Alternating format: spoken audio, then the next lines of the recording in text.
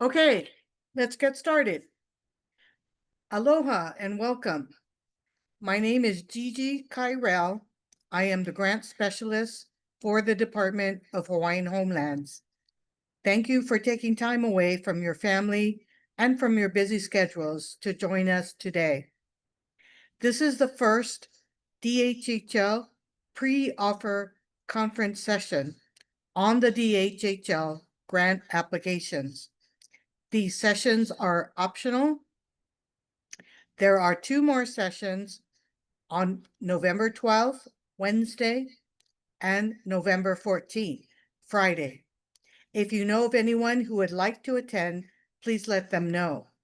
The same presentation will be repeated at each session and will cover all 4 DHHL grant opportunities.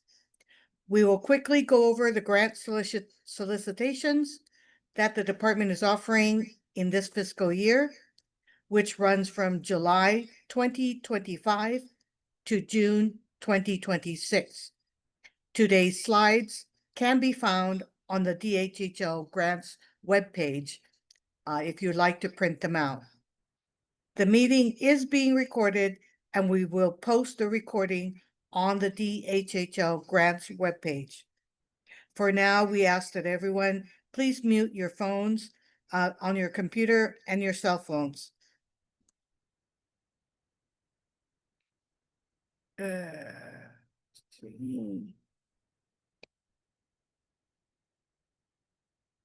Here is the agenda.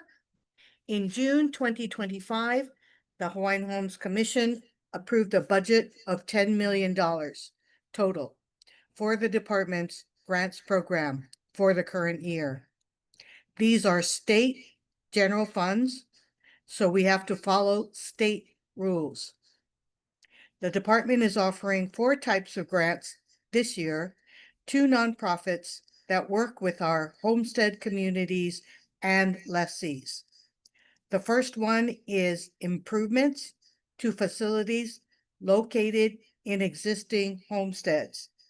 Second is the program implementation grant in existing homesteads. This is to create a new program, improve or expand an existing one. It's the catch-all grant if it doesn't fit in 002, 004, or 005. Third is the Community Capacity Building Grant to strengthen communities to pursue their community visions and projects. And fourth is a new grant for disaster preparedness and mitigation.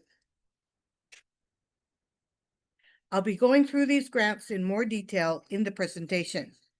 I ask that you hold on to questions until the end of the presentation or type in the chat room. Your question may be answered as I go through the presentation. At the end of the presentation, I am limited to only respond to clarifying questions about the requests for proposals. This is because we are in an open, competitive process. I encourage you to submit questions in writing to the grant's email address posted on this slide. Post by December 5 so that we have a record of questions asked. It is best to send us an email rather than phone call so we can respond in writing and have a record. We will compile the questions and responses to promote better understanding of the RFPs and post them as an addenda on the State Procurement Office HANDS website, which is the official website for all DHHL RFPs. As a courtesy, they may be posted on the DHHL grants webpage.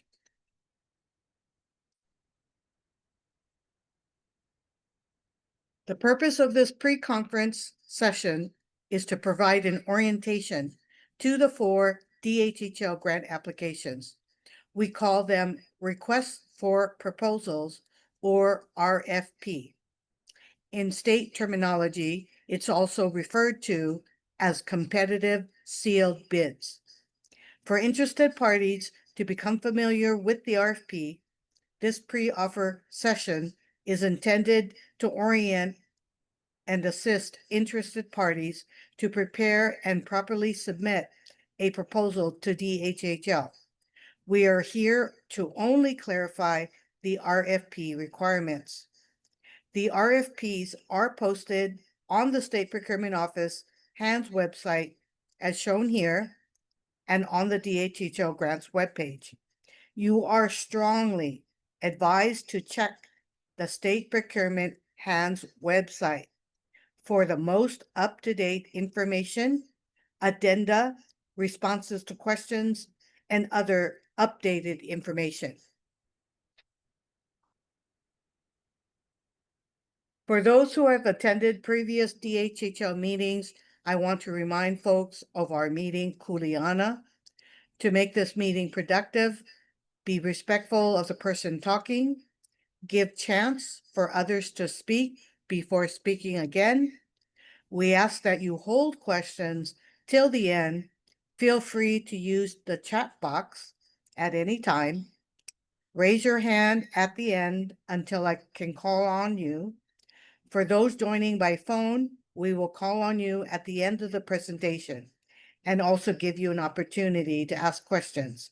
And lastly, if you did not get to your questions, please email us at dhhl.grants@hawaii.gov. Where to download the RFPs? Go to the State Procurement Office HANDS website and you go to the bidding opportunity screen. There, find the field called Enter Keywords. Type in the RFP number only. You don't need to hit any other key. You just scroll down further and the RFP should be listed there. Here's a picture of what that screen looks like. You see that field Enter Keywords? That's where you would enter the RFP number you're looking for. Here's another tip. Scroll down to Show More Search Criteria. It's at the bottom of the red circle. There you can pick on the drop-down menu and click Hawaiian Homelands. There you will see all 4 grant RFPs, as well as all other active DHHL notices for goods and services. Anything else to bid on. This is a very handy website. Okay, here's a very handy table. It's a summary of the RFPs. So starting from the top, RFP 26HHL002. Improvements to facilities located in existing homesteads. IRS 501c3 nonprofits are eligible. There's $1 million maximum per application, $5 million total available statewide. And again, these are improvements to facilities in existing homesteads. You must have site control, which means you have to have a DHHL commission approved land disposition. Next is 003, program implementation. $200,000 maximum per application, $1 million total available statewide. This is for any program assisting and benefiting homestead lessees, including regional plan projects, anything in the DHHL general plan, etc. 501c3 nonprofits are eligible. Next opportunity, 004, community capacity building. $20,000 maximum per application, $200,000 total available statewide. This is the only RFP where you do not have to be a 501c3. Just simply be registered as a nonprofit with the state. This is capacity building activities This is where you can use funds to get organized, to apply for your 501c3, strategic planning, board training, building your base of support, community visioning, outreach, community events. The last RFP is 005. It is pretty broad: disaster preparedness and mitigation in existing homesteads. This is for $1 million maximum per application, $2 million total available statewide. You must be a 501c3 nonprofit. So any disaster preparedness or mitigation projects, including wildfire management, prevention, education, and mitigation. If your project requires it, you must have a commission-approved DHHL land disposition. Otherwise, we will not be able to accept your application. You have to have that disposition approved before the grant deadline, which is just January 12th.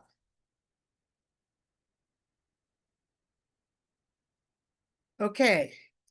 Note the key word in all RFPs is existing homesteads.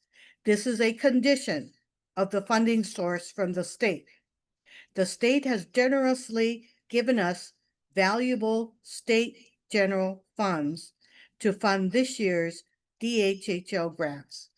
It comes with a condition: we can only use it for existing homesteads.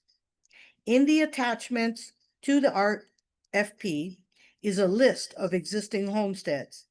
Please use it if you are not familiar with homestead areas, because you do need to identify which homestead you are delivering services on. For those of you who are under a project lease, and you know who you are, homesteads with project leases are listed on the DHHL website under awards. So those areas are eligible as well as the old undivided homestead areas. Many of them already have a homestead association, and you're welcome to contact them about your project and gain their support for your grant application.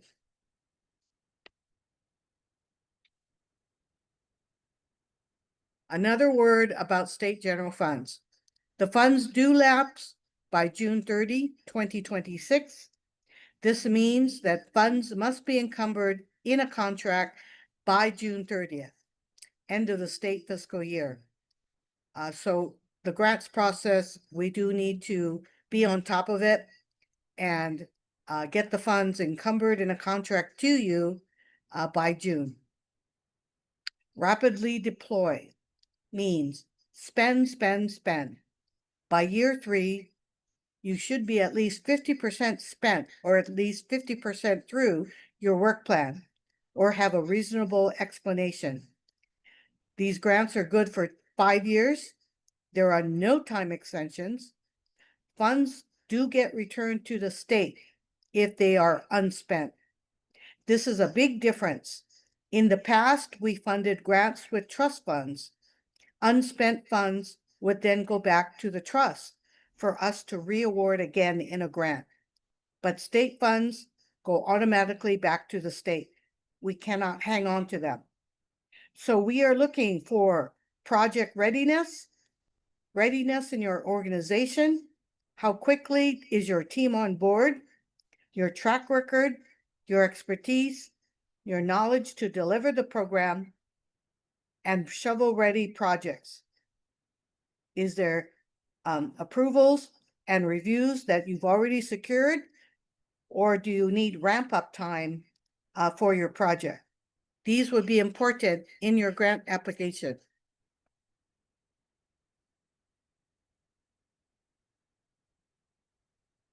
Okay, 002. I covered this a little bit in the chart. Basically, grants for improvements to facilities, So first thing, do you have site control? At least a commission-approved land disposition, which means right of entry, license, general lease. One of those three. Do you have a business plan? What's the intended use of the facility? The business plan tells us what you're going to build, how many rooms, how many windows, doors, office space. Is it for 2 people, 10 people? Are you going to have a kitchen? What kind? Department of Health certified kitchen? Will it have solar, bathrooms, septic, or county hookup? So those are the kinds of things to talk about in your grant application. And also, importantly, how do you plan to sustain the facility in the future? Ongoing operations, maintenance, repairs, paying the water bill and other utilities? What's your projected user fee if you're going to be charging users to use your facility? All this affects your project cost estimates and how much money you will need to raise.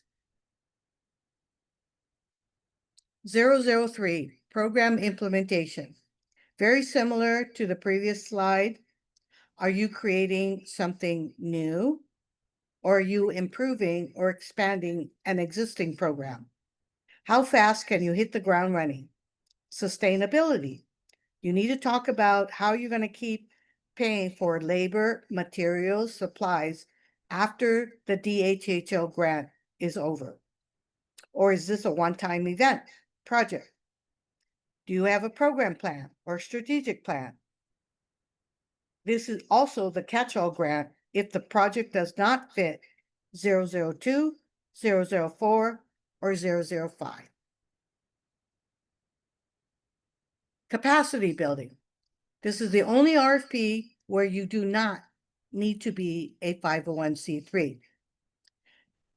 You need to at least be a state nonprofit registered with the state under HRS 414D, General Nonprofit Law, or 421J, the homeowner associations, which are the homesteads with DCCRs.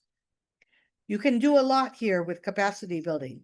For new groups, it's something you can use to get organized, hold community meetings, visioning meetings, apply for your 501c3, grow your membership base of support, build your support base beyond the homestead, networking with the other community groups, Native Hawaiian organizations, the legislature, foundations, private sector. For more mature groups, maybe you use this to revisit your strategic plan. It's 10 years old now. Maybe your board changed drastically and you need to recruit again and do some kind of board orientation or training. Maybe you need to graduate from using QuickBooks accounting to something more sophisticated. Maybe you want to try out a new program and you need to do research and development for a new program. This is also a good way to get funds to do community needs assessments and surveys, door-to-door surveys, or anything where the community might have changed over the years or the economic external conditions have changed. This is also the grant for community outreach, engagement, events, marketing to expand your base of support.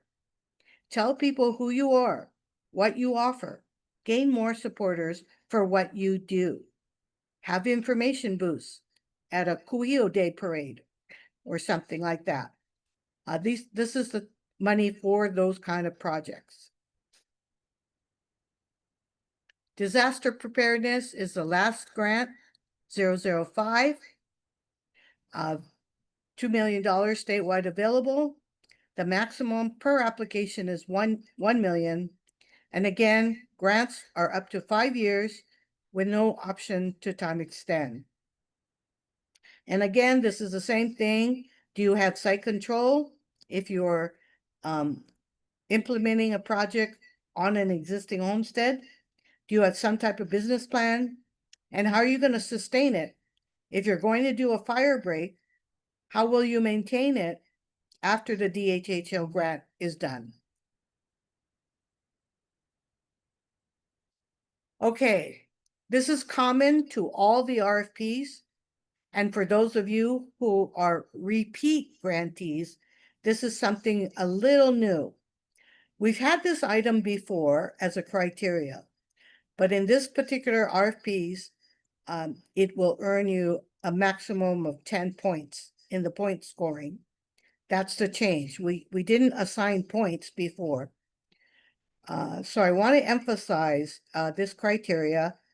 We're looking for demonstration of community support for both your organization, who you are and what you do, and for your proposed project. So what do I mean by that? Demonstration of your organization means feedback from your community on who you are and what you are known for, your overall programs and services that your organization offers.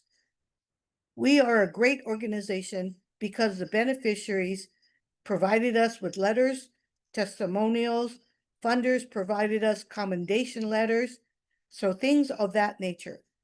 Another is maybe you have board members or volunteers who can say, I joined this organization because I had a great experience with them. This is what they do, and I support them. Support can also include from other community organizations, from other funders, where you've delivered a program, how well you collaborate with other organizations, so you complement each other and avoid duplication of services. It's about the community. Then it's about working together for the greater good. Secondly, support for your project. It could be from the same people that support your organization, or could be different people.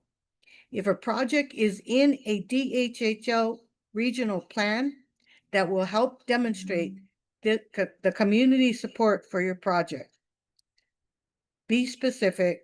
You did a survey, a needs assessment, attach a copy. You went door to door. How many households did you touch? You held coffee hours, or you had community meetings. What was the average number of attendants? Where is the agendas and sign-in sheets? So these are the kinds of things we're going to look for to support the criteria on support for your project. And if you don't have any of this, or it's been a long time since you did a survey, now might be a good time to start. There is time between now and January 12th when the proposals are due. Or maybe you need to apply for a capacity building grant this year to work on growing your support, then come back and apply for a project implementation grant next year. You may be surprised in what you discover by taking the time to talk to your board members, volunteers, and community. And again, the condition focus on these funds is to serve existing homesteads. So reviewers will look specifically for support documentation from lessees. You can include council members, legislators, other funders. That's great. But we also want to see lessee support. Okay, another comment to all RFPs, and this is a brand new requirement. We've never had this in our grants before. We are asking for a logic model. If you have federal funds, this may already be familiar to you. Logic models help us as funders to see that you thought through your project and you have a plan. You can show us the big picture and context of your project, how your project connects to and benefits homestead lessees. There should be a logical, realistic flow between your proposal and reaching homestead community visions, goals, outcomes, and impacts. Logic models ask the why question. Why do this project? To accomplish what? To change what? To impact the community in what way? Keep it simple. Do not overthink. Do not try to stuff too many outcomes impacts in here. Secondly, support, I already said that. We only need 1 or 2 items in each box. Logic models come in different shapes and forms. There is a handout on the DHHL grants webpage called Logic Model. It's a general guide. What we're asking for here is slightly different from that handout, but the basic idea is this. There are 4 boxes. Only need to list 1 or 2 items in each box.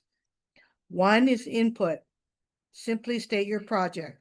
We're going to do a state chapter 343 environmental assessment. That's box 1. Or you're going to train 20 lessees in XYZ program. Or you're going to prepare community wildfire plans in 5 homesteads. That's all you need to say in box 1, input. Box 2, output. What is your immediate measurable output?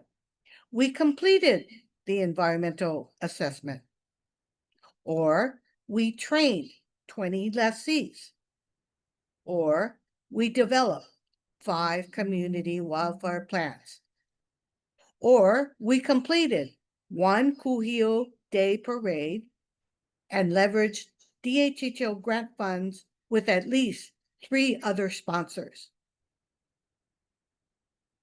Easy, right?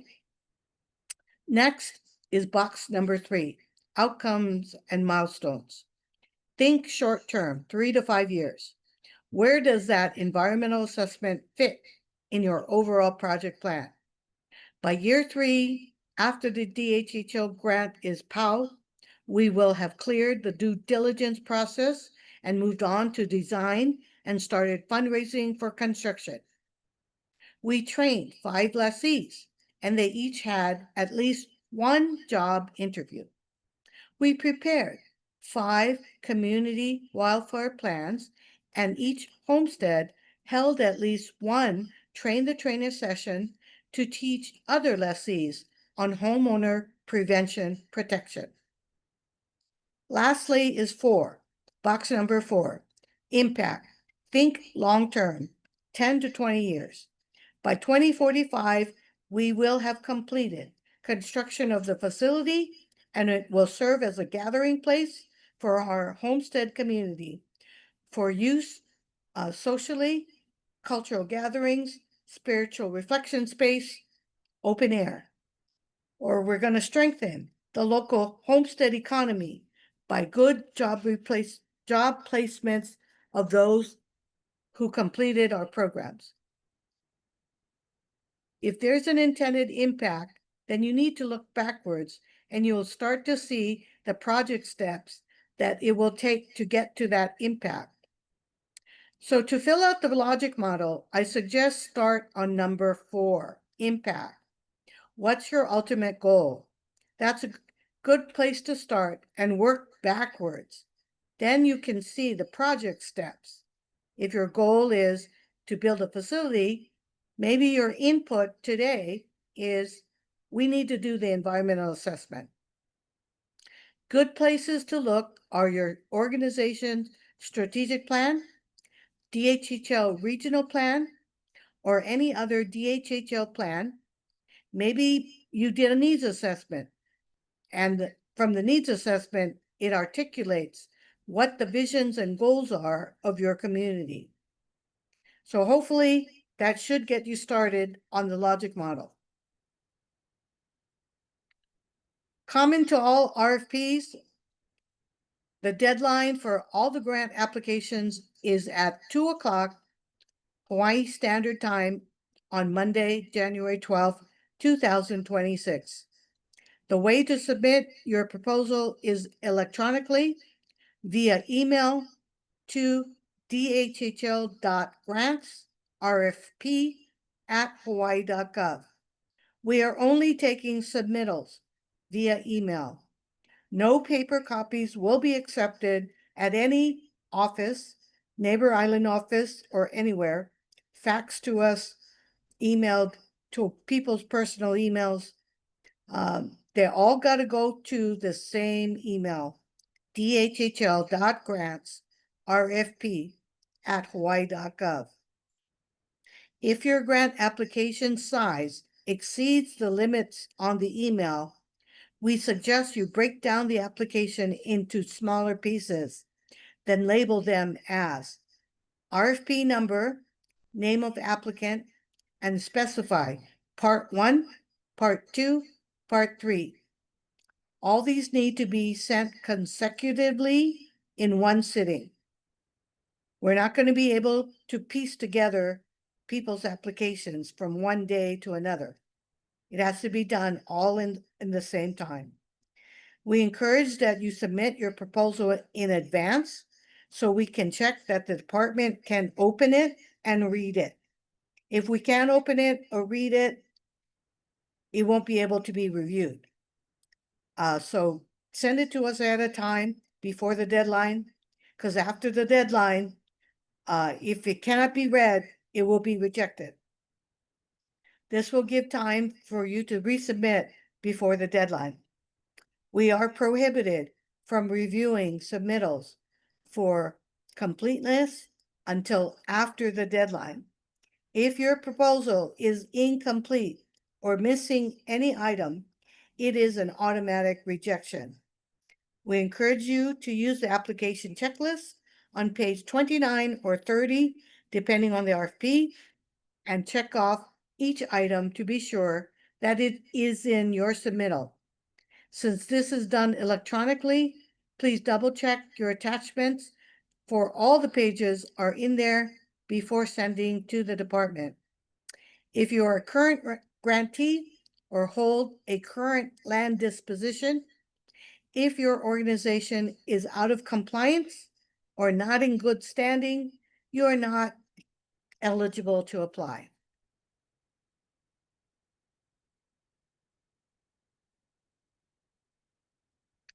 Timetable. This is in every RFP packet, page 6 in the RFPs.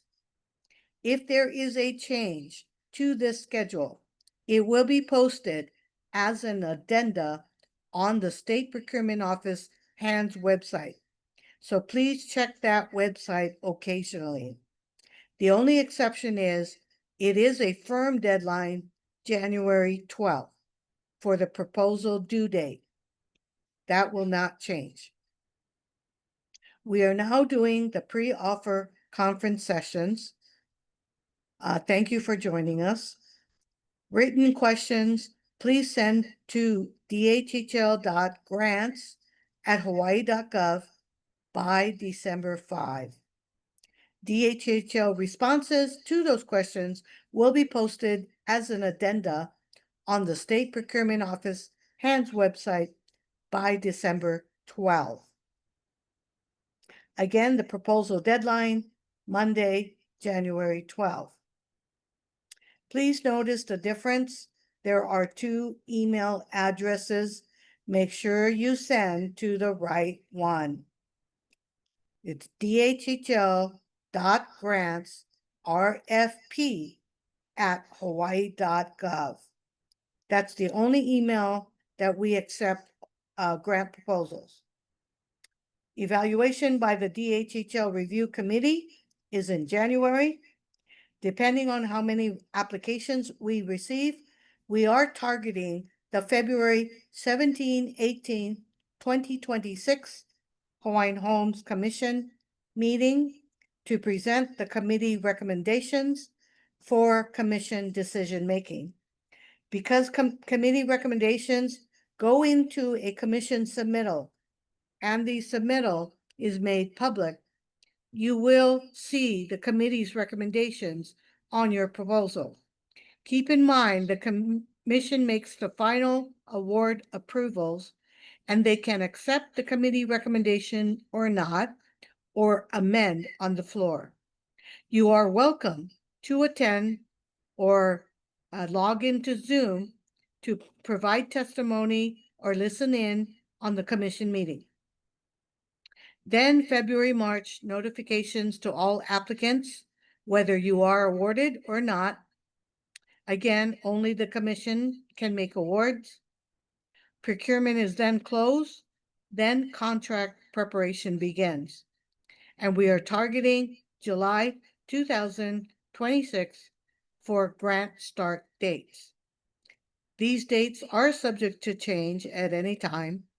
Should there be a change, it will be posted on the State Procurement Office HANDS website.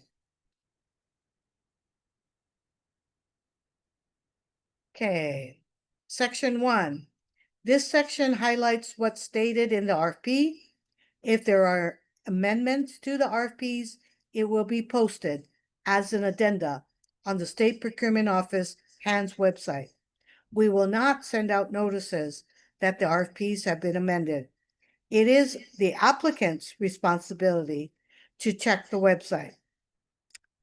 Availability of funds. Remember, these are state general funds we are using for the DHHL grants. Award period and award renewal. Up to 5 years, 5 years with no extensions nor renewals. Any unspent grant funds automatically is returned to the state. We lose them.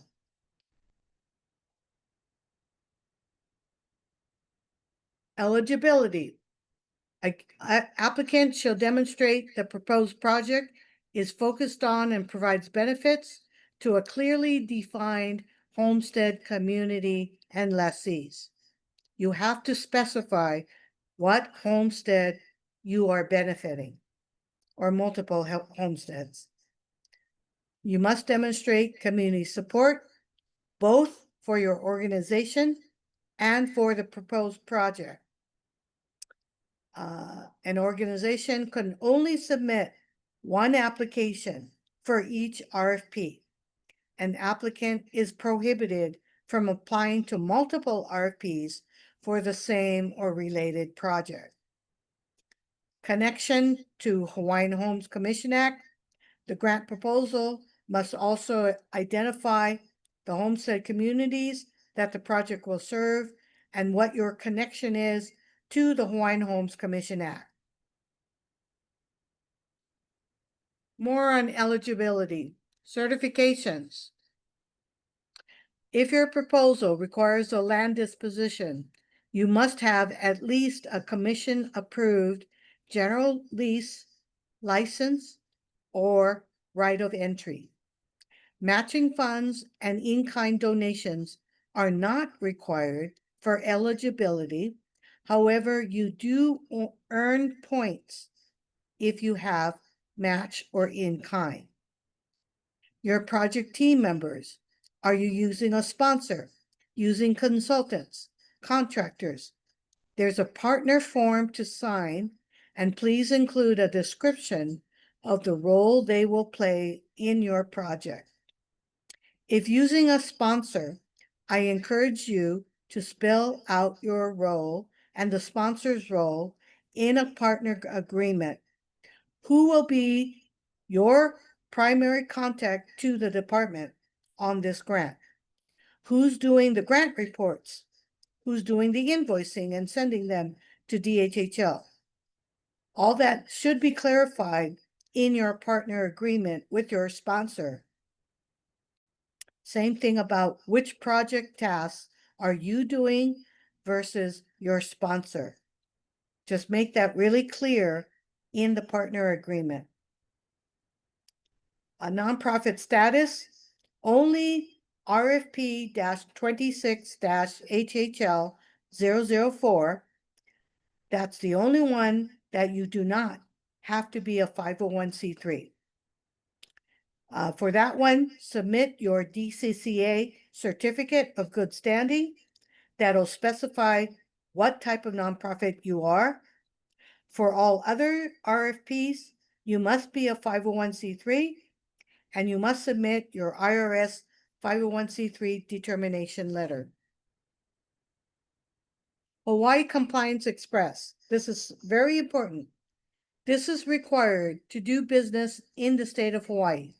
I strongly suggest that the first thing you do after this meeting is check your certificate. A compliant Hawaii Compliance Express certificate, no more than 60 days old from the date of your proposal. We'll get more into the HCE in the next slide. Board certification is to certify that you have policies on conflict of interest and nepotism, and you can produce them when the department asks for them. Okay, Hawaii Compliance Express. Super important. If your certificate says compliant, then you're good to go. You don't need to do anything. Just print it out, attach it to your application. If it says anything else, not compliant, expired, no TCR, you'll need to contact the relevant agency directly to fix it. You may have to file a state waiver if it involves the IRS. And to let folks know, if you have not heard, the IRS recently, last month, pulled out of the Hawaii Compliance Express system. So this has caused many nonprofits to be out of compliance. This means you got to file a state waiver. You need to contact the state taxation department. I posted the Hawaii Compliance Express website. DHHL has no role in this process. That's between you and Hawaii Compliance Express. You need to contact them directly for your certificate. I cannot accept any application without that compliant certificate. So please do check on that. Here's what a compliant certificate looks like. And you see towards the bottom there, I circled the agencies. So if any one of those say not compliant, you need to call them. And if it says IRS not compliant, you need to call the state tax department to file the waiver.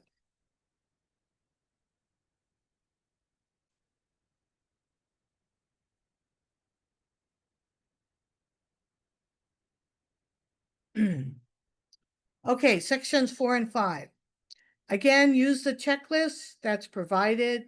It's either on page 29 or 30, depending on the RFP. A complete proposal has 4 parts. Part 1 is the application cover sheet. Fill that out. Make sure you sign it and date it. Part 2 is the proposal request. That's where you put your narrative, you answer the questions, and your budget goes in there as well. Part 3 is the required forms and attachments. And part 4 is any other materials that you would like to add to support your proposal. Photos, pictures, maps, flyers, those are always helpful. Because again, remember,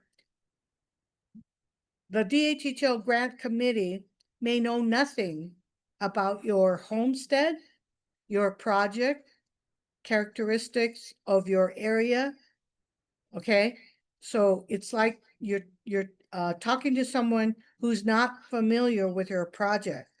So you need to put enough information in there to explain who you are as an organization, how you function, your project, and how you're going to deliver that project. Evaluation. Okay, the committee goes through 2 review phases. The first phase is simply checking that the proposal is complete. Any missing items, the proposal is automatically disqualified, and you will be sent a notice. Again, submit electronically to the email address. Does the application meet the eligibility? Does the project meet the eligibility? Does the project benefit existing homesteads? Do you have the proper site control? DHHL grantee performance. If you've not submitted reports recently or at all, you're not eligible. So if you are not a grantee in good standing, you are not eligible. So please do get those reports in. Make sure you're spending down. That's another thing we look at. And make sure you have that Hawaii Compliance Express certificate. Point scoring, phase 2. So this is the point scoring. If you've applied to us before, it is different. There is specific points for community support. Excuse me, it's 20 points. I think I said earlier it was 10. 20 points for community support. That particular criteria that I had a slide on earlier. So we will score things based on organizational capacity, your team that's going to deliver this program or project. Who do you have on your team? Community support, we went over that earlier. Project readiness. Are you ready to hit the ground running? Or do you need ramp up time? You still need approval on something? Whatever it is. But give us an idea of when you can hit the ground running. Beneficiary involvement, very important. How active were lessees in planning the project, supporting the project, a role in delivering the project, those kinds of things. And sustainability. Specifically talk about how you're going to address sustaining the project after the DHHL grants are spent. It also includes if we were to give a partial award, how are you going to make up for your total request? Match and in kind is 5 points. And there is an additional 10 points based on grantee prior performance. If you're going to serve a gap in services, and we will look at the geographic distribution. That means how many proposals come from which areas, which islands. These are state funds, so we need to be sure we're covering the entire state. And of course, they have to be good, strong proposals.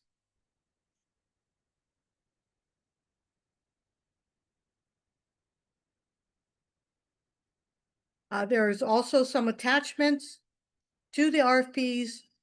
I included the monthly lease report, which is a list of existing homesteads. So if you're not familiar with the homestead areas, that should give you the names of the homestead areas. Also the state general conditions that will be attached to any state contract and the state contract forms, so you know what to expect if you are awarded.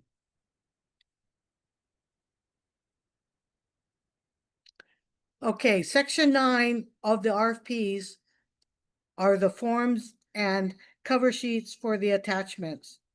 Some forms are cover sheets, place them on top of the requested document. Some forms say sample. Applicant has discretion as to the format, as long as the content does not change. And we do ask that you provide your community outreach plan. And again, examples of community support from the homestead communities you're intending to serve. This is what the grant application checklist looks like. Please use this and cross out to make sure every item is in the application. Here are some important websites. The State Procurement Hands website, the DHHL grants webpage, where you submit the proposals and where you submit questions. Oh, these last two slides, I'm not going to go over in the interest of time. We have about 10 minutes left for questions, but these you can read on your own. They're just some final words. You probably heard much of this already in grant writing classes or workshops you've been to. Okay, we've reached the end and about 10 minutes left. I can stay longer on the Zoom here after one if you want to stay longer. But I'll try and get to the chat room here and get to those first before 1 o'clock. Could you clarify how the RFP defines business plan? Should this be submitted as a separate document, or is it expected to be included as a detailed section within the main narrative? Yes, please read the RFP. You can attach your business plan. I believe it's section 9 is the cover sheet. So just attach your business plan there. If you want to include a narrative in the proposal request section, that's up to you. But if you have one, then please attach it. Could you explain the distribution of funds if the end date in June? Wait, can you explain the distribution of funds if the end date in June, but contracts will not be until July? I'm not real clear on this on this question. We are going to encumber everything has to be encumbered by June 30, 2026, so that contracts will begin July 1st, 2026. That's what our goal is. So I'm sorry if I did not answer that question. Could you explain Hawaii Compliance Express certificate being 2 months prior to project? What date on the certificate is acceptable? Again, like I said earlier, it has to be within 60 days, 2 months of your proposal. So if you submit your proposal on the deadline, January 12th, that means we need a certificate that's good with a date on it from November 12th, December 12th. Oh, wait. Yeah, November and December 12th. Okay, 60 days ahead of your proposal date.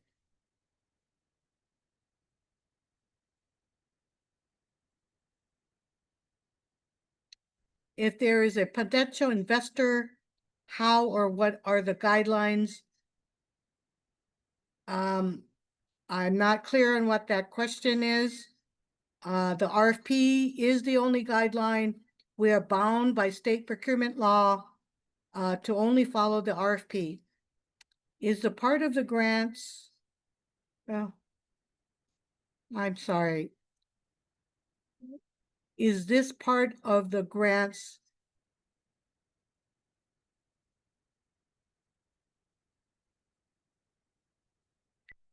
Is this part of the grants as well if investors are allowed? I am not clear on that question. I'm not sure what is meant by investor. Okay. Regarding 003, is land disposition approval also required? Yes.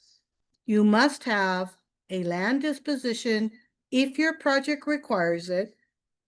You must have it before you can apply.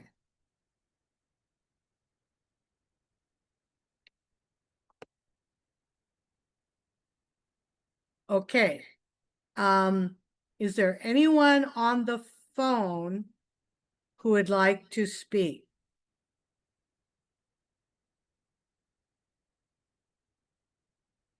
Oh, okay. Then if anybody wants to raise their hand at this point and has a question.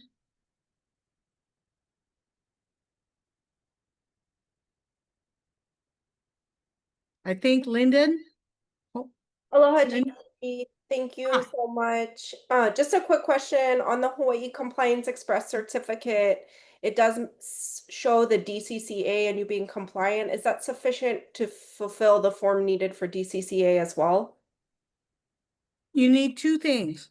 Hawaii Compliance Express in and of itself needs to say compliant at the top. That's all I need. Okay, and from DCCA, you also need to print out your certificate of good standing. Because that gives us other information that the HCE does not.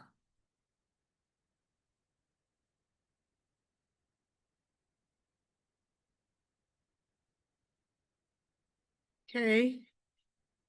Any other questions? Oh, there's a question in the chat box. Are for-profit entities eligible? No. No, this was, there's a slide at the very beginning with a summary, a chart. You have to be a 501c3 nonprofit, and only the 004, you have to be a state nonprofit.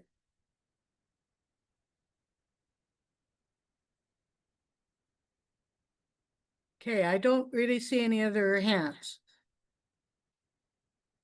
Okay, it's just a couple more minutes till 1 o'clock.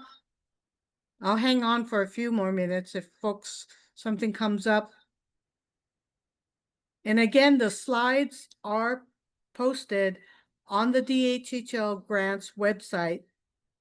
So if you missed a slide or you want to print out that one summary chart that has all 4 of them on it, that might come in handy.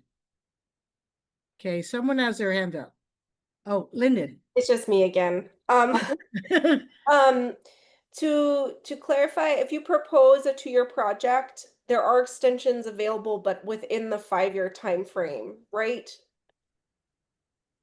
Yes, the maximum is 5 years. Okay. Okay. Yeah, and most of the time, we will just write the contract as 5 years because it saves us from having to do extensions.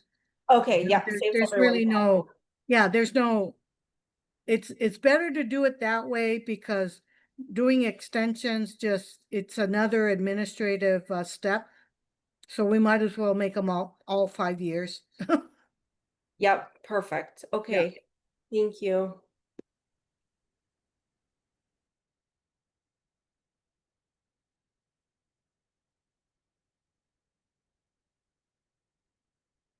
Okay, we do have more informational meetings. So between now and then, if more questions come up or you get a chance to read the 80-page RFPs, feel free to come back, join the Zoom meetings next week. It's Wednesday and Friday, and those ones are in the evening, 6 p.m. to 7.